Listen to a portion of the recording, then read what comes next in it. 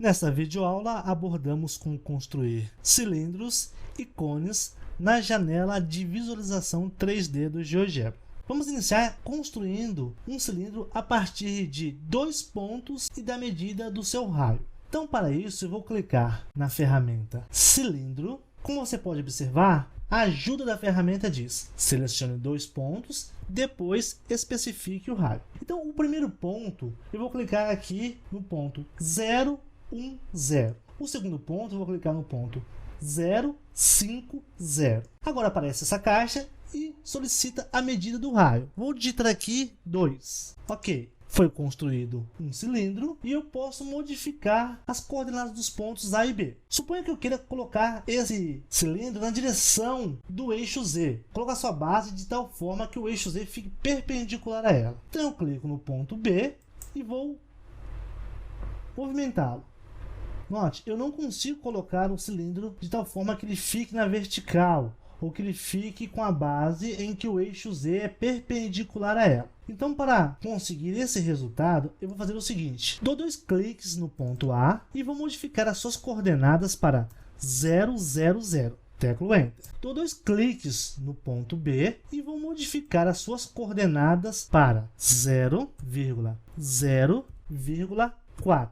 Teclo Enter. E agora eu tenho o cilindro como eu queria. Se eu clicar com o botão direito, eu posso girar a janela e eu posso observar o resultado que eu queria. Agora considere a possibilidade de você construir um cilindro a partir de um círculo. Nós construímos aqui um arquivo que tem um controle R para o raio da circunferência e um controle H que vai definir a altura do nosso cilindro. A primeira coisa que nós vamos fazer é construir um círculo que vai ter centro no ponto 0, 0, 0 e raio R. Então, para isso, na entrada eu vou digitar o comando círculo e vou clicar nessa opção, ponto, raio e direção.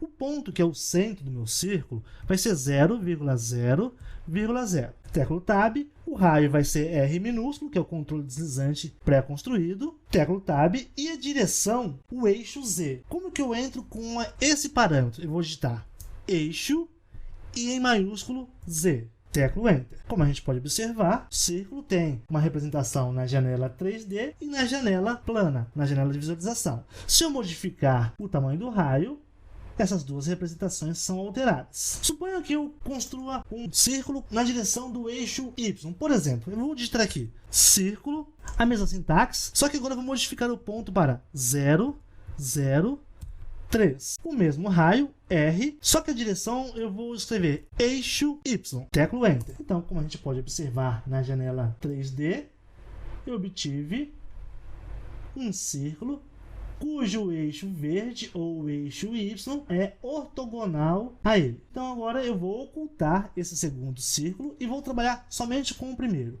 A partir desse primeiro, eu quero construir um cilindro de altura H. Então na entrada eu vou digitar cilindro e a primeira sintaxe é círculo altura.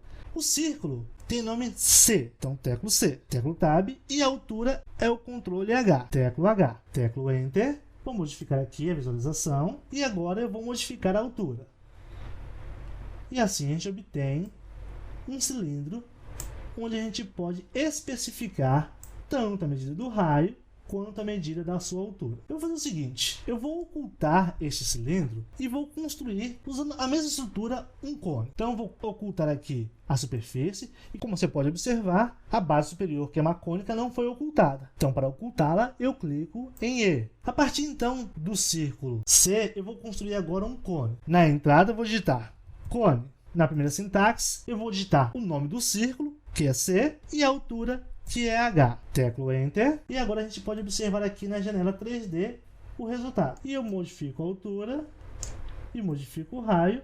E de maneira semelhante que foi para o cilindro, a gente obtém um cone onde é possível modificar o raio da base e a sua altura.